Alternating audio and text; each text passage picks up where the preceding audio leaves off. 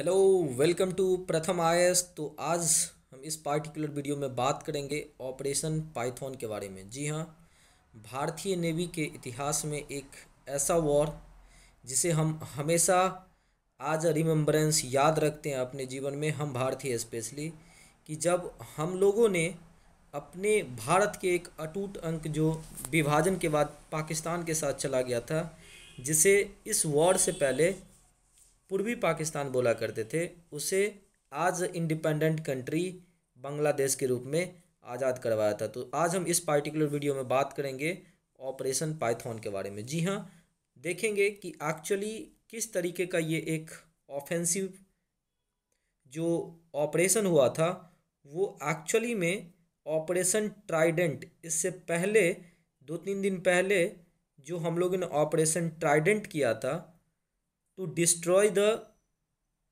Port, जो कि केवल और केवल एकमात्र पाकिस्तान का पोर्ट था और बहुत ज़्यादा स्ट्रेटेजिक जो ना इम्पोर्टेंस रखता था 1971 के बांग्लादेश लिबरेशन वॉर में। तो बिल्कुल क्लैरिटी के साथ इस पार्टिकुलर वीडियो में हम लोग देखेंगे इस ऑपरेशन पाइथन को, कि बैकग्राउंड में क्या क्या चल रहा था और किस तरीके से हमारे नेवी ने एक इम्पॉर्टेंट रोल निभाया in the liberation of Bangladesh. हालांकि मैं आपको बता दूं कि ये जो लिबरेशन ऑफ बांग्लादेश वॉर था ये स्पेशली एयर और हमारे आर्मी का वॉर था, लेकिन एक स्ट्रेटेजिक पॉइंट ऑफ व्यू से जब एक समय अमेरिका की फ्रिगेट्स, ब्रिटेन की डिस्ट्रॉयर वॉरशिप सब जब पाकिस्तान को मदद कर रहा था, तो उस टाइम पे operation Python following the operation Trident किस तरीके से हमारे वॉर को सक्सेस बनाने में कामयाब रहा। चलिए बिना किसी देरी के हम लोग चलते हैं। तो जैसा कि आप यहाँ पे देख रहे हैं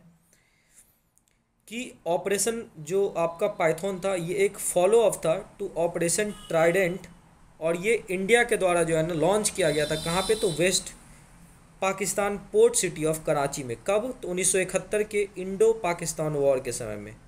और जैसा कि मैंने आपको बताया कि ये कम्प्लीटली डिस्ट्रॉय कर दिया। इसमें हुआ क्या था आपको कि हमारी इंडियन नेवी की जो है ना विनाश जो डिस्ट्रॉयर था, मिसाइल डिस्ट्रॉयर, वो जो है ना अपनी मिसाइल को अटैक करने के लिए दो फ्रिगेट, देखिए थोड़ी अटैक वॉरशिप से थोड़ी छोटी होती है आपको फ्रिगेट, तो आईएनएस त्रिशूल और आईएनएस तलवार के साथ आगे बढ़ा। किसको? तो डिस्ट्रॉय करने के लिए पाकिस्तान नेवल शिप दक्का का। और उस टाइम पे जैसा कि मैंने आपको पहले बताया कि अंग्रेज भी मदद करते थे, तो उनकी एक तरीके से आप बोल सकते हो छोटी फ्रिगेट थी आपको, कॉर्वेट टाइप की, एमबी हरमैटन, वो उन दोनों को सेवरली डैमेज किया आपको। और साथ साथ उस टाइम पे जो है ना एमबी गल्फ स्टार हुआ करता था, एक तरीके से आप बोल सकते हैं पनामानियन, मतलब यूएसए का आप बोल सकते हैं, एक तरीके से ऑयल जो कॉर्बेट हुआ करता था, और साथ में केमारी ऑयल फील्ड। इन दोनों को जो है ना आपको बिल्कुल जो हमारी विनाश इंडियन नेवल शिप थी वो अपने मिसाइल से और स्टिक्स मिसाइल से हमला कर रहा था। और आप इमेजिन कर सकते हो ये कि इतना डिवास्टेशियस था ना कि हार करके पाकिस्तान नेवी को जो है ना अपनी जितनी भी एम्यूनेशन थी वहाँ पे जमा करके रखा हुआ था सबको जो है ना हार्बर से निकालना पड़ा। लेकिन बाज कहाँ आता है? जिस आदमियों को या जिस पार्टिकुलर कंट्री को दूसरों से मांग के खाने की आदत हो, आप इमेजिन कर सकते हो वो फिर से 2-3 दिन के बाद रिट्रीट किया, और फिर से जो है ना आपको ऑपरेशन, जब हमारी ट्राइडेंट चल रही थी उसके ख़त्म होने के बाद सब कुछ हम लोगों ने तहस नहस कर दिया पाकिस्तान को। लेकिन 2-3 दिन बाद फिर से क्या किया, अपनी सर्वेलेंस बढ़ा दी और फिर से अटैक करना स्टार्ट किया। और इसी के ऑफेंस में भारतीय नेवी ने स्टार्ट किया आपको ऑपरेशन पाइथन। जी, ऑपरेशन पाइथन।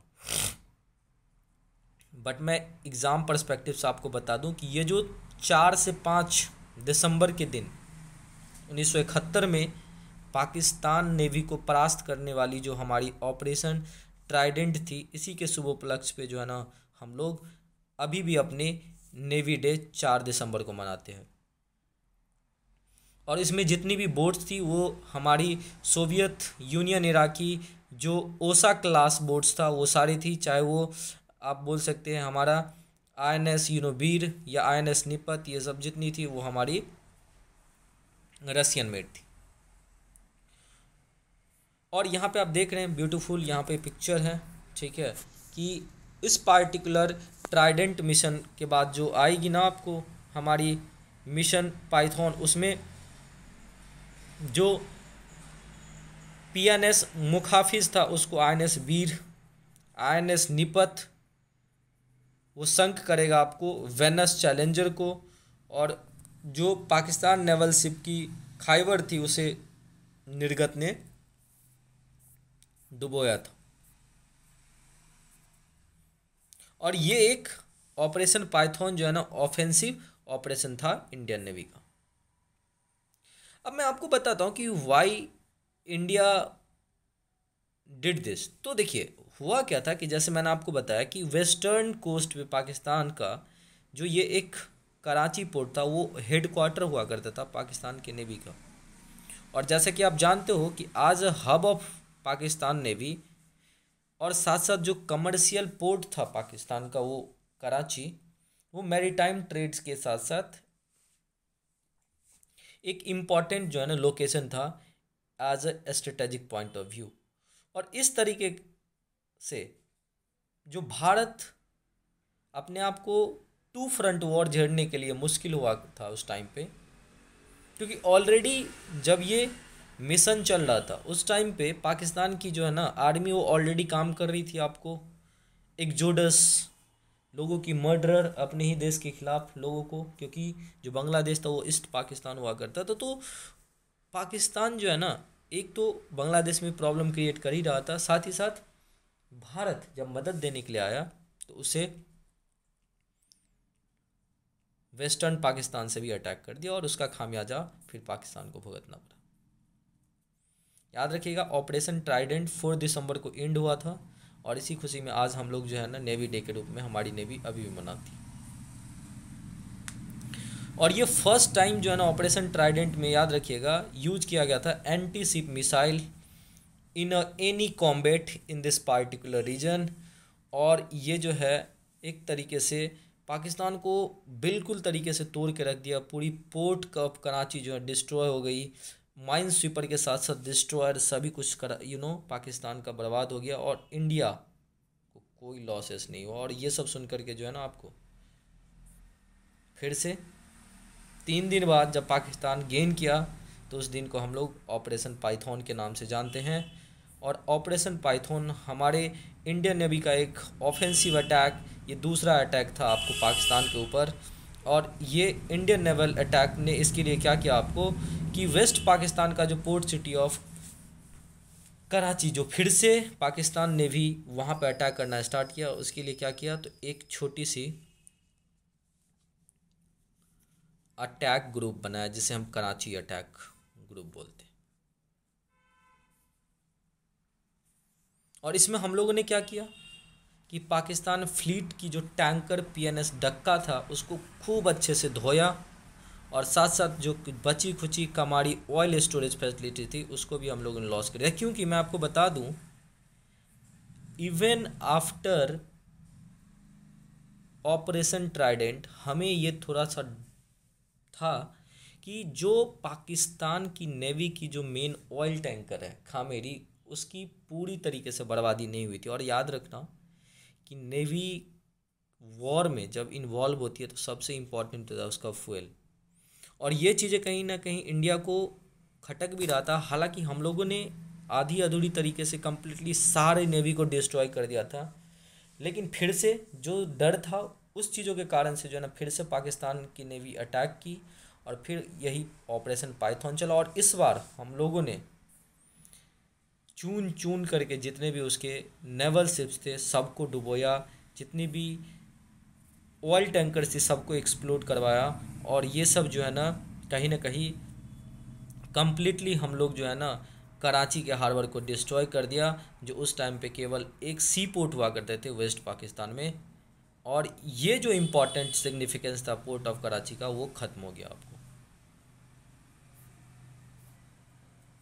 और जैसे कि मैंने आपको बताया कि किसी कॉम्बैट में ये first use of anti ship missile that is sticks missile, जो कि एक फिर से रसियन जो यूनियन सोवियत इरा की थी, वो सभी चीज़ें जो है ना हमें उस टाइम पे रसिया ने हेल्प किया आपको, क्योंकि जो वेस्टर्न था वो पाकिस्तान के साथ अलाई था।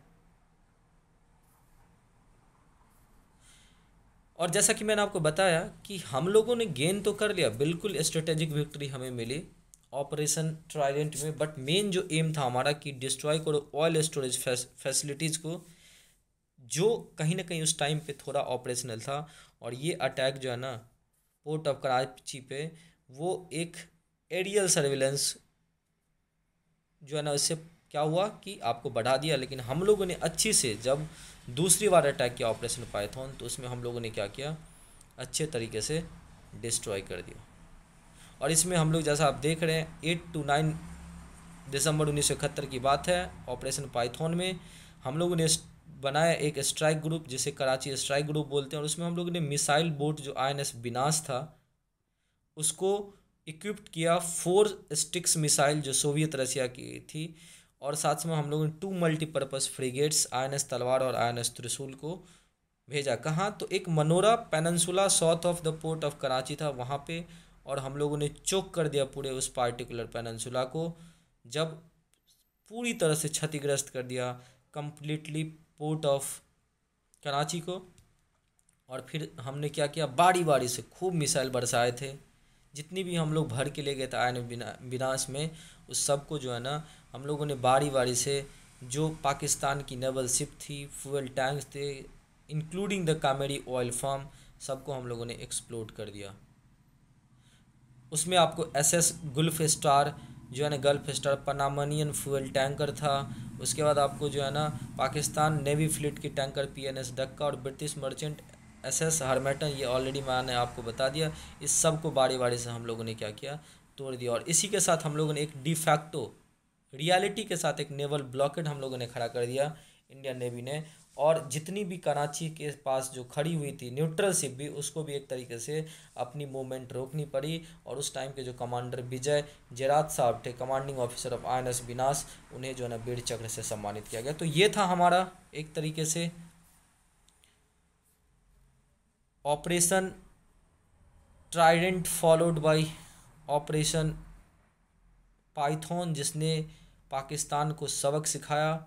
और उसकी जो क्रूरता अपने ही लोगों पे की जा रही थी 1971 में, उसको एक एंड पे पहुंचा करके एक नए देश के रूप में हम लोगों ने क्या किया, तो नई कंट्री बनाई जिसे आज हम लोग बांग्लादेश के नाम से जानते हैं। तो ये था कुछ हमारी इम्पोर्टेंट हालांकि अगर आप देखोगे कि इंडिया पाकिस्तान की जो 1971 की वॉर थी, ये वॉर एयर और एक तरीके से बोल सकते हैं ग्राउंड से लड़ाया गया था। लेकिन अगर आप स्ट्रेटेजिक गेन की बात करो तो नेवी ने एक बहुत इंपॉर्टेंट तरीके से जो है ना इस पार्टिकुलर वॉर को अंजाम पे पहुंचाया, ताकि हमारी आर्मी और एयर फोर्स जो है ना अच्छे से मदद कर सके। और इसी के साथ हम लोगों ने एक नई देश को उद्भव कराया, जिसको आज हम लोग बांग्लादेश के नाम से जानते हैं। तो उम्मीद करते हैं कि आपको ये जो पार्टिकुलर ऑपरेशन ट्राइडेंट और ऑपरेशन ये जो आपको पाइथन है, ये अच्छे से समझ में आएगा होगा। ठीक है, जुड़े रहिए हमारे साथ। और अगर आपको अच्छा लग रहा है तो प्लीज़ हमारे चैनल को सब्सक्राइब कीजिए। Thank you so much for watching this video. बहुत बहुत धन्यवाद। आभार।